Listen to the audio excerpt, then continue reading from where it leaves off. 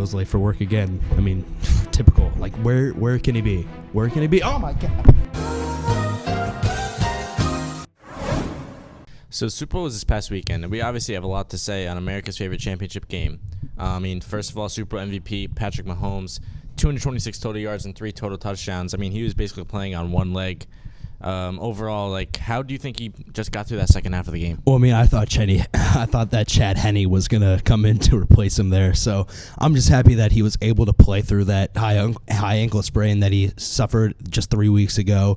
And obviously, playing through that ankle injury in the most important game of the year was just very impressive. And in that second half, he really showed up. He saw, his wide open players in Sky Moore and Kadarius Toney for those 2 big touchdowns. But overall, I think he was, the head guy on the field like he was in that first half, and it seemed like after that long halftime and the halftime show, I mean, that ankle just didn't seem to bother him in the second half. So I'm just glad he was able to perform and it wasn't too serious of an injury.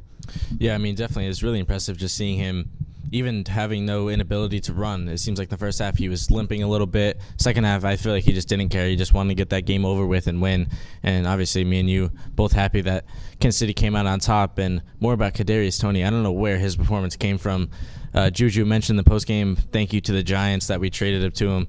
It's a regular Giants move that we give away a good player, but he just didn't fit in New York. But for KC, he had that big kick return and brought it all the way down to the 5-yard line, pretty much set up that entire drive and completely changed the momentum of the game. How do you think Kadarius Toney and even a guy like Travis Kelce played a big impact to that game? Well, I was also surprised with Kadarius Toney. I mean, obviously, he struggled with the Giants, but before then, I watched him play college football at Florida, so I was familiar with his game. I knew that he was a talented wide receiver, but nothing like this. I mean, obviously, like you said, that punt return that set up Sky Moore's touchdown was hugely impressive. 45 yards, got them all the way up to the 5, and that was the go-ahead touchdown for the Chiefs.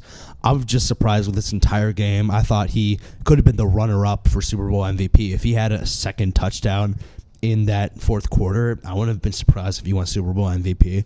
I mean, obviously, he was wide open on the touchdown, but that's all him. That's him running a great route. That's him getting wide open, and he did an overall amazing job. And speaking of the Super Bowl MVP, I was also surprised that Travis Kelce, was one of the vote getters there because he also did an amazing job. Obviously, Patrick Mahomes was playing through the ankle injury, like I said before, but, I mean, Travis Kelce really shined with the amount of yards he was able to get after all those short passes that he received from Mahomes. So, I mean, I'm never surprised with a good game from Travis Kelce, but in the biggest stage in all of the National Football League, I think Travis Kelce and Kadarius Toney really stepped it up late in the game.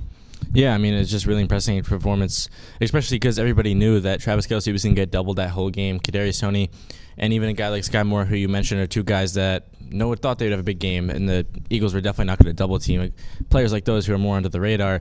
And to stay with the Eagles, Jalen Hurts breaks the record or ties the record for the most rushing touchdowns. Obviously, a really tough game. I thought Hurts played well for the most part until that Hail Mary at the end, which was pretty ugly.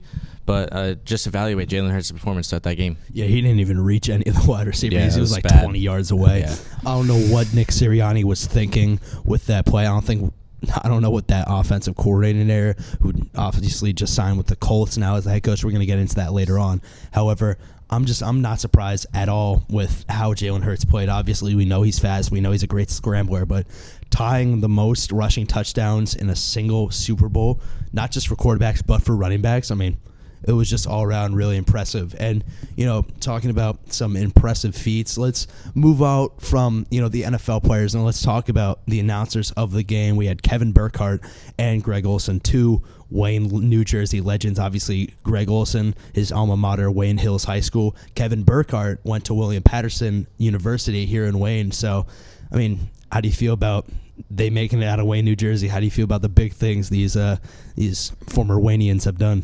I mean, I think it's cool. I mean, Kevin Burkhardt, just around the area, obviously everybody knows who Greg Olsen here is, Wayne Hills. But they did talk about Wayne Hills a little bit in the pregame. I thought that was cool. Talk about their background slightly. It's just something that it's good to mention. Obviously, Greg Olsen from football player to announcer, and hopefully Tom Brady does not take his spot in that booth in the Fox Sports broadcast, and I hope he stays there. I think he'll just get another job somewhere else in like CBS, something like that. But I think that it's just a great game overall for the announcers too. Having a similar background always helps. And we got to deteriorate from the field to something that happened during the halftime. We talked about it last week. How did you feel about Rihanna's halftime show? I thought it was great. I think it's incredibly underrated. It's getting a lot of hate from a lot of people. I just love Rihanna's music. We've talked about Rihanna's music before the Super Bowl and stuff like that. I mean, I just loved it overall. I thought it was set up good. I thought like the overall like feel of it was great. I think it's one of the better ones in the past couple of years for sure. Oh, 100%. I mean, she really brought her all, especially, being pregnant with her second child. That's not easy to perform while pregnant. So I'm just really surprised with how she did during that halftime show. And she was hitting every single note. She was dancing around with her background dancers. I thought overall it was a great show. She performed all the biggest hits.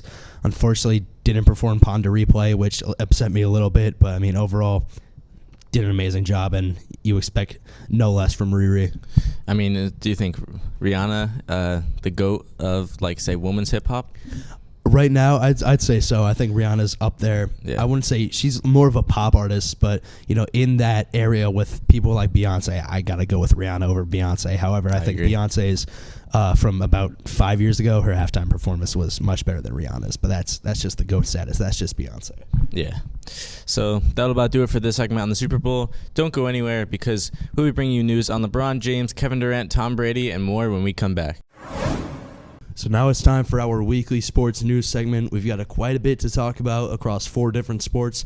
So to begin, LeBron James passed Kareem Abdul-Jabbar with his 30-point per game performance against the Thunder. He's now the all-time leading scorer in the NBA. I was going to ask you a few questions about the NBA, but I know it's a sore subject for you. Suit, yeah. All right, so you know what? Just how do you feel about LeBron James, just in total? Who? Come on. No, I'm just kidding. But, yeah, I mean, I think overall, we've talked about it multiple times, who is the GOAT of basketball, and we said it, if he passes Kareem in the all-time points, it basically solidifies it, and I think this almost solidifies it like 99% sure. Again, you can never be 100% sure because it's a lot of contrary goes around, obviously with all of our viewers, 100+ a week, right? Oh yeah. Racking up those viewers. So speaking of which, Tom Brady going to start his Fox broadcast in career in 2024 with a 10-year, $375 million contract. How do you feel about so much money going to a guy who's going to be announcing for Fox? Yeah, I think they should keep Greg Olsen and not bring on Tom Brady. I just can't see Tom Brady's announcer. Obviously his evaluation of the game is going to be great no matter what, playing for so long. But, I mean, I like Greg Olsen's way of announcing, but $325 million is way too much money for an announcer, just overall. Yeah, I just want this guy to stay at home. I just want this guy to be with his kids. Stay on Instagram, he's had such a long career. I just think, just chill with your family, man. Yeah. It's $375 million is a lot of money. I would take that contract personally. I would do most things for $375 million. But, I mean, come on, it's Tom Brady. I think he's got enough money. Now, keeping with Fox, football to baseball, Derek Jeter, another Hall of Famer in his respective sport, that being baseball, will be joining Alex Rodriguez and David Ortiz on the Fox broadcasting team starting this upcoming 2023 season. So you talked about Tom Brady's analyzing the game of football. How do you feel about how Jeter will do analyzing the game of baseball? Obviously, same thing. When you play a game for so long, you're going to be really good at analyzing it, but you can be able to like speak it and project it out to millions of people that watch all these sporting events. It's going to be difficult, I think, for Jeter in the beginning, but he is a very good public speaker of what we've seen like recently. Even after he retired, he wasn't really out there that much, kind of did what we want Tom Brady to do, stay home, hang out with your family for a little bit, then go into commentating.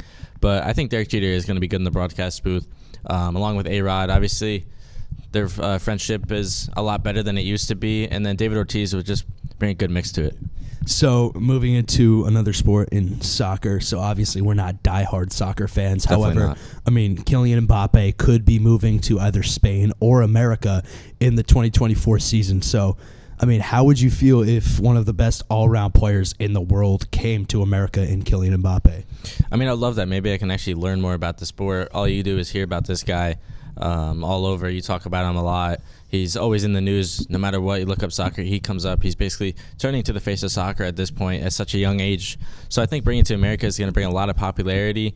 And I think soccer needs to be a lot more popular, and I want to learn more about it, to be honest. And you brought up a great point. If he comes to America, I mean, that's going to entice so many non-soccer fans to learn more about soccer because, I mean, when was the last time, one of the best players in the world played in the MLS? You can barely think about it. Maybe Pele in like the 80s. So you can't really think about when the top guy was in America. So I think, like you said, obviously it's hard to keep up with players playing in Europe, but playing in America, I think that would bring in a whole new demographic, just like you said. So that's going to wrap things up for our sports news segment. We've got 2 brand new segments coming to you next on Rico and Hook. Don't go anywhere. Our segment entitled Take 5 is up next when we come back.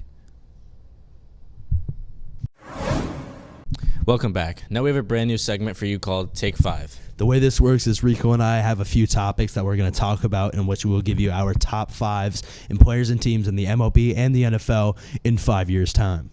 That's right, and I'll be starting off with my top 5 MLB teams in about 5 years. So number 1, you got to go with the Dodgers, probably one of the best farm systems in all of baseball, and they still have the best team in the league right now. Number 2, the Rays. I think their young talent just right now is going to be good for the next 3 to 4 years, and I think they're definitely going to be a top team in the next 5. I got the Braves. They have so many guys under contract for such a really long time. I think they're just going to be a really good team. Blue Jays, again, like the Rays, very similar, young team. Bo Bichette, Vlad Guerrero, they're going to get them under contract, I think, very soon. I think they're going to be a really good team. And then the Guardians is kind of underrated pick at number 5. Obviously, no Yankees in there. You're kind of looking at me a little funny. But, I think the Guardians, very young talent. And I think they're definitely going to be top 5 teams in the next 5 years. And now, Hook, what's your topic? My topic is the top 5 MLB players in 5 years. So my first prediction at number 1, I got to go with Juan Soto. People are comparing him to Ted Williams. He's an amazing hitter. I don't see him being with San Diego in 5 years, but I still think he's going to be one of the top dogs, if not number 1. And, the only guy that can really combat him would be Shohei Ohtani. I also think he's leaving his team in L.A. I don't think he's staying with the Angels, but, he could go to the Dodgers, but, two-way player. He's like the next Babe Ruth. I got to go with Shohei Ohtani for number 2. Fernando Tatis Jr. makes up my top 3. I don't think he's staying with San Diego either. I can see with all the controversy, he could be traded from the team, but he's a great shortstop. He's been improving defensively. He's a great offensive player, so I got to go with him at number 3. And at the 4, I got the AL Rookie of the Year this past year, Julio Rodriguez. Just like the past few names, amazing offensively, great defensively. And then at 5th, Michael Harris, the National League Rookie of the Year this past year, because he's one of, if not the best defensive outfielders in the league, and he's got some great pop to his bat, so I could see him being one of the best hitters in the league as well. Yeah, some really good picks. I think most of those guys are like really interchangeable across the board. So next is my top 5 NFL quarterbacks in 5 years. Number 1, you have to go with Patrick Mahomes, Super Bowl MVP, NFL MVP. Definitely my number 1. Trevor Lawrence, I put him at number 2. I think after his playoff appearance this year, he's really going to step it up, and I think Doug Peterson is the perfect quarterback coach for him. And at number 3, I have Joe Burrow. Joe Burrow in the Super Bowl in the playoffs, basically after he tore his ACL in his second year. So I think the Bengals have a good team going for them. And then Josh Allen. I know can't really get to the Super Bowl, but Josh Allen is still one of the best quarterbacks in the league. The Jalen Hurts, the other quarterback that was in the Super Bowl this year, Jalen Hurts is just rushing ability, dual threat quarterback ability is just one of the best in the league. So yeah, that's my top 5. So all young players, 3 former Super Bowl quarterbacks. That's a great list all around. I agree with every single one of those picks. And now my final topic, my second topic, will be the top 5 NFL draft picks from this last 2022 draft and whether I think they're going to be booms or busts. So starting off with the first pick in the draft, Trayvon Walker. He's making the switch from his time in college at the defensive line now to outside linebacker. It's a very tough transition to make, so I have him being a bust, for the future, at least in the next 5 years. Aiden Hutchinson is next up. I think he's going to be a top 5 defensive end in the league in 5 years, so I got to go with a boom for him. Derek Stingley Jr. is very interesting because he didn't play much this year. I think he only played in 2 or 3 games this entire season. So I think he's going to be a bust if that hamstring doesn't hold up, because obviously a hamstring injury, once you injure it the first time, it's very hard to heal back to where it was before. So I think he's going to be a bust in the next 5 years if he stays injured. Sauce Gardner, however, his former cornerback, I think he's going to be a boom. I see him being a top 3 cornerback in the league, possibly one of the best corners in the league in the next few years after those 5. And then Kayvon Thibodeau, your boy. I said before, Trayvon Walker, it's a hard move from defensive line to offensive linebacker, but I mean Kayvon Thibodeau has done a great job at making that transition this year. I think he's going to be the number 1 linebacker in the league in 5 years. I mean, I really hope that a lot of those statements come true, but I definitely agree with a guy like Sauce Gardner. I mean, he was amazing this year, and Derek Shinley kind of surprised me what you're saying that he is going to be a bust. Obviously, so much talent in college, but I mean, a lot of great picks. But that'll do it for our segment. Don't go anywhere. Our final segment next is a brand new one. So coming up next, we have a mystery box. So to wrap up the show, we have our newest segment to bring to you called the Mystery Box. For this segment, we are pleased to be joined by 2 very special guests, one of which is the creator of this segment, our social media representative and local Bryce Harper enthusiast, Marisa Toulas. That would be me. And Marisa, you have a very special guest with you, so would you like to bring him out? This is a dear friend of the show. His name is Greg, the anthropomorphized SD card box. So Greg, since you are the star of this segment, would you like to explain the rules for us? It's okay. Take your time. I think he's a little shy. He's a little shy. So, Marisa, would you like to explain the rules for us? So the way the game works is there's a bunch of pieces of paper with topics of discussion inside our friend Greg here, and we're going to take out one piece of paper at each time and give our 2 cents on the topic. So I'll be starting off with my first topic. I need to open up this box somehow. Just take anyone. Yep.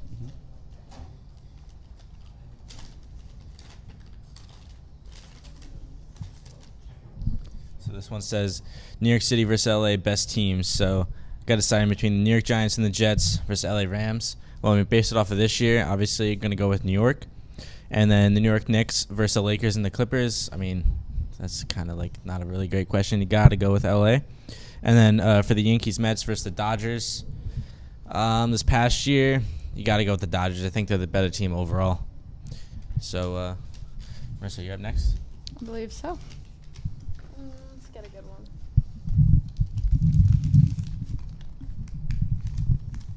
Should have made them smaller. It's my fault. We can just trash these. Will the Angels ever trade Mike Trout? Will he demand a trade? Ooh. I think that they will, because I think that they feel bad for him. I don't think that, but I think that they should feel bad for him because Mike Trout is obviously now one of the best players in baseball. I know we haven't seen him play that much over the last couple of years. He's been so injured, but he definitely deserves a starting spot and a really good team, and that can help out a lot. And I think that the Angels know that, and he deserves better. So I hope so, but I don't think so. So if you were going to go with a team, what team would you pick?